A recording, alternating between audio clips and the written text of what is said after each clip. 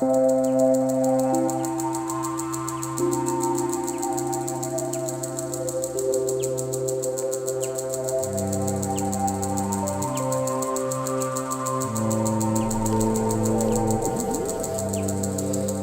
was born in Norway, so Norwegian nationality, yeah. And these days, I'm not sure if I'm Norwegian anymore or whether I'm Australian or what I am. After a while, you're going to lose your identity, which is one of the kind of ideas of the Buddhist path, yeah. And I think there's so many different identities that we have, but obviously national identity is one of them. And you see how bad it actually is. You see it with a lot of the violence you see now in places like Sri Lanka, you see the problems in Burma. Even for Buddhists there's a problem, and it comes from the idea of national identity is a very, I think, important driver of that violence and the clash you have between different cultures, the Islamic culture versus the Buddhist culture. So it actually is a big problem. So, if you lose a bit of your identity, probably is a good thing, that's what I reckon. So that's my background, that's where I come from, and I started out my monastic life in the UK, in Amravati Monastery, Chitras Monastery, Ajahn Sumedho's monasteries in the UK. And then I heard a talk by Ajahn Brahma, and I said, this is my teacher. So I came to Australia straight away. And I've been there ever since. I've been a monk here now, I've been staying in this monastery now for over 23 years, close to 24 years. And that was the best move of my life, I think. It was just the right thing that I did. Sometimes it's like I think it has to do with your, it's not, not just about recognizing the right teaching, but it's about sometimes you have a kind of chemistry with somebody else. It's like your outlook is somehow similar, so it's easy to kind of, work with them. And for me, I always felt I had a very good chemistry with somebody like Ajahn Brahma. And I also find him very inspiring in terms of Dhamma qualities. I see Dhamma qualities in him that I think are quite rare actually in the world to find in almost anyone. And that's one of the reasons why I stay here. So I started off in the UK, but I actually began before that. It's one of those interesting things in life. It's always about why do you end up as a Buddhist monk? And in one way, it's really hard to explain. You grow up in a country where there's hardly any Buddhism at all. I didn't know any Buddhists. My parents certainly weren't Buddhist, but there was something inside of me which kind of drew me in that direction. And I remember when I was 12 years old, I had this fantasy about living in a hut in the forest by myself. 12 years old. I'm like, what's going on there? And it's very interesting. And I think in retrospect, the only way I can really explain that kind of natural inclination towards Asian religions, towards meditation, all these things, is really that it must come from a past life. I can't really understand any other way where it comes from. So that is the beginning, And at that point, people are kind of disappointed. Surely you saw the superiority of the Buddha's teaching and you became a Buddhist. But it isn't like that. Life doesn't work like that. It doesn't matter. It's not about intelligence. It's often about emotions that drive us. And if you have a natural feeling for something, you just go there. We are emotional beings, and the Buddha says so. Vedana pacaya tanha. Vedana is not exactly the same as emotion, but very closely related to that. And that is what drives you forward in life, drives you to do things. That is, I think, one of the most essential things. So that is what kind of gets you started on the Buddhist path. But then what actually keeps you there and what kind of keeps you going is often something very different. And what keeps you there is once you start reading the word of the Buddha, you start to understand what it is all about. And one of the things that kind of became clear to me after a while was that this is the answer to the meaning of life. That's what became clear to me. And once that is your outlook, that you think this is the answer to the meaning of life, what are you going to do? Are you going to do something else? You can't do anything else. I mean, if you found the meaning of life, why are you going to kind of go and get married and get a job somewhere? Why are you going to kind of do whatever else in life? If you found the meaning, there's only one conclusion from that, and that is that you commit yourself to that. There's no other possibility, really. And that was kind of, this is the feeling I have had for the last, 15 years or whatever. This really is the answer to the meaning of life. Now it's just a matter of applying myself. And that, I think, is the second thing that makes you remain as a monastic in the long term. You see that you think that you have found the meaning of life, you apply yourself, and you see that the path actually works. How do you know that the path works? Well, you know that the path works, and this is actually, Buddha says this in the sutras as well, how you actually know these things. You look inside of yourself, are your good qualities improving? If they are, it's working. Are your bad qualities declining? If they are, it is working. More mindfulness, more kindness, more samadhi, a bit more wisdom, at least a little bit. It takes a while before wisdom really takes off. reduction in kind of negative things. Yeah, less anger, more equanimity of mind, more kind of coolness in these things. And this is what I have seen continuously over pretty much since I became a monastic. And you know that if this continues, there's only one goal. It only goes in one direction, and that is ultimately towards Nibbana.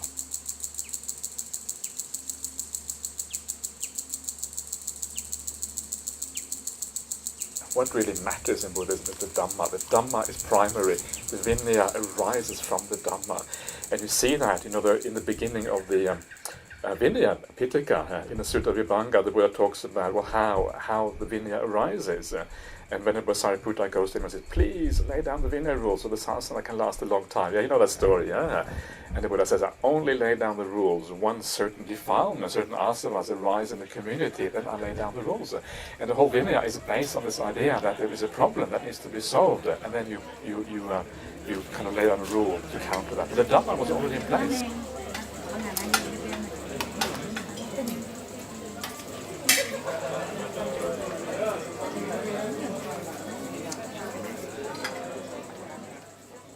Lay people can also, at the right time and right place, they can say something. Yeah. They can say, oh, Bhante, why are you eating? Isn't there a rule about this? Hint, hint. Not kind of push too hard, because again, that's not to backfire, but maybe kind of give a hint. We saw these other monks, they didn't eat after. How come there's a difference here? Yeah, hint, hint, yeah? And something very gentle, but very kind of, because I think one of the important things to realize is that the reason why monks often break their rules is because they are used to that from the environment, they're used to that from their own teachers. It's not because they choose to be bad, it's that they have been conditioned into bad ways of doing things. And once you realize, you can have a bit of compassion for them, they're not really evil or bad or anything like that, it's just that this is how they've been conditioned. So recognizing that, then you tend to be also more gentle with them if you want to, try to change their ways. So this is the first thing, is to kind of just try to see if they change. And the second thing is I think it is always the right thing, if you want to support the monastic order, give the most support to where you have the most faith, to where you feel the practice is kind of taken to the highest level. That is where it's best to give the most support. Why? Well, because that is where the results are going to come. If you're going to be able to sustain Buddhism for the future, what we need is Aryas. We need noble ones who actually understand these teachings. Where is that going to happen? It's going to happen where the Vinaya is taken seriously, where meditation is happening, where the path is practiced fully. That's where it's going to happen. So if you want to preserve Buddhism for the future, you should also ensure that you support those monastics who are taking this to the highest potential. And remember, it doesn't have to be just monks, it can also be nuns. Nuns have the same potential as monks to gain enlightenment if they practice well. So better to support a good nun than to support a dodgy monk, yeah? People often forget that, but that actually is, I think, an important point. One of the things that I always remember, I love in many ways, the Mahaparinibbana Sutta. There's so many beautiful teachings in there, and also some of the teachings in there that the Buddha tends to summarize what his Dhamma is all about, and tends to give advice about the future, how the monastic order should, practice to enable the Dhamma to live for a long time into the future, all these kind of things. So very many interesting teachings in there. And one of the teachings is the 7 factors that lead to non-decline. And one of those 7 factors is that the Dhamma will grow and not decline as long as the monastics delight in forest lodgings. Yeah, is one of 7 factors, for goodness sake, for why the Dhamma lasts into the future. So it's actually not just a small issue, it's actually a very, very big issue that you have people who take the Dhamma seriously, practice according to the rules, live in the forest. That's actually another of the 7 factors, is that as monastics you don't abolish any of the existing rules, you don't make new ones, and you practice according to the existing rules.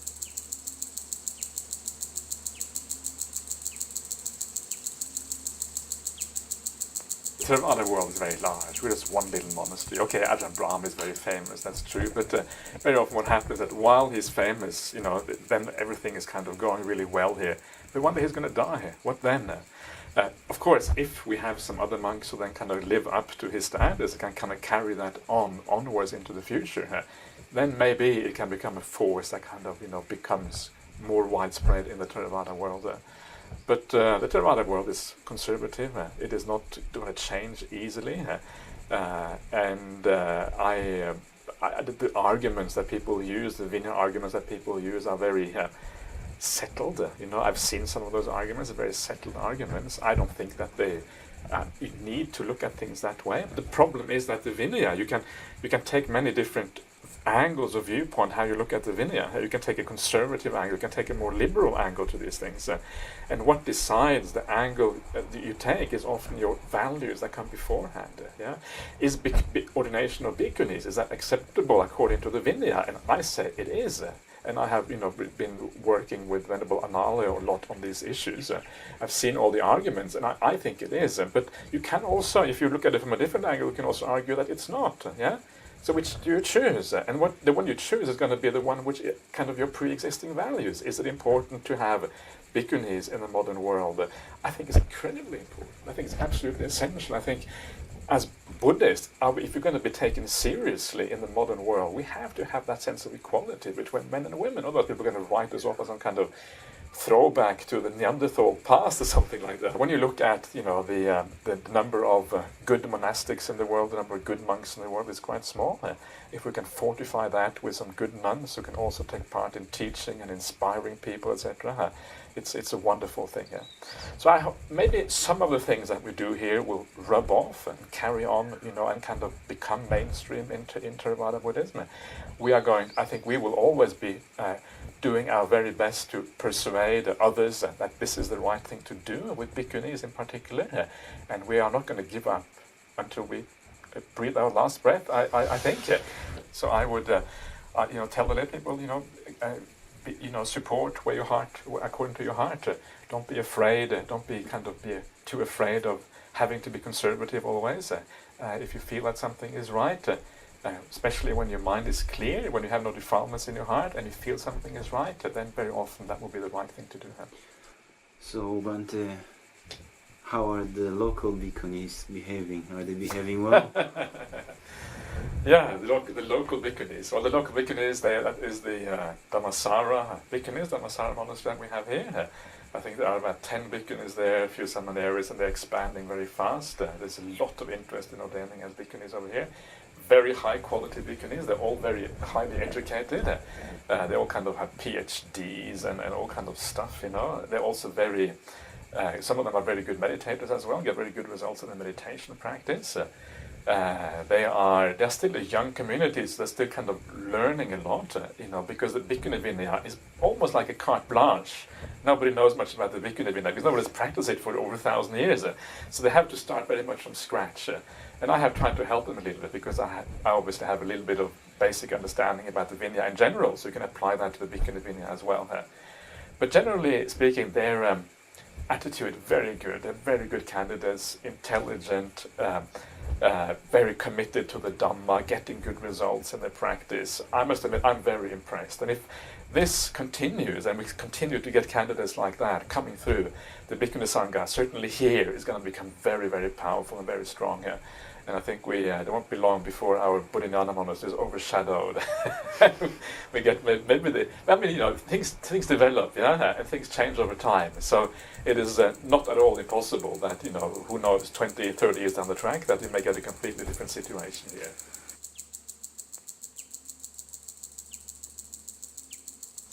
The Vinaya is a large number of rules in terms of kind of etiquette and all kind of things. It's certainly part of that.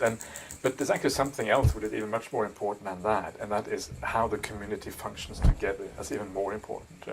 And this is what we call Sangha Kamma in the Pali. Sangha means like literally action of the Sangha, of the order, of the monastic order. So this is how we come together, how we decide who is going to ordain, how we kind of do the Uposatha ceremony together, the observation ceremony together. If we appoint someone as an officer of the Sangha to be in charge of the stores, for example, you do that through a Sangha Kamma, an official act of the Sangha. And this is, to me, in some ways, it's even more interesting than the other part of the Vinaya, because the other part of the Vinaya, okay, after a while, it becomes almost second nature. You know what you have to do. And you know that basically, if you have a good heart, if you're kind, you can never really go that far off the Vinaya. I mean, it is really, in the end, it's about kindness and good-heartedness. That's what it really is about. But this other thing, it ensures that the Sangha makes decisions that have integrity to them, that everybody agrees to. The two basic principles of Sangha Karma, of the actions done by the Sangha, is on the one hand that it is a democratic decision, it's absolute democracy, everybody has to agree. If you have one monk who says nay, then it can't go through. So it's an absolute democracy. In some ways it's much more democratic than modern democratic institutions around the world, because everybody has to agree. And there's something very beautiful about that, because when everybody has to agree, it means nobody is left out. In a traditional democracy, you can have the tyranny of the majority. The majority oppresses the minority, which sometimes can happen. And if you look at history, I think sometimes that has exactly what has happened. You install some kind of despot through democratic means, and then you get the tyranny of the majority, so to speak. But if everybody is on board, it means that you have to take into account everybody's feelings, everybody's ideas. You have to listen to them. Okay, how can we resolve this in a way where everybody is satisfied? It's very good. It means that nobody really feels left out at the end of the day. Everybody feels that they have been heard. Some people think that this is a recipe for gridlock. You're not going to get any decisions taken at all. Sometimes it is, but most of the time it works really well, because people understand, they have the maturity to know that if we don't if you're not reasonable, then nothing ever gets done. So it tends to work out.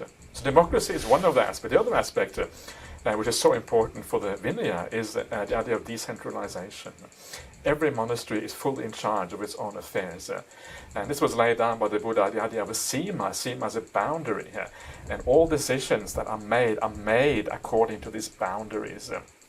So whenever monks live within a certain kind of area, they are fully independent in their decision making. So this creates a very decentralized structure. It means that in theory, there are no hierarchies. Only in theory. In practice, there are hierarchies, of course, but in theory, no hierarchies. And I think, personally, hierarchies, are really bad. The problem with hierarchies, they tend to lead to corruption.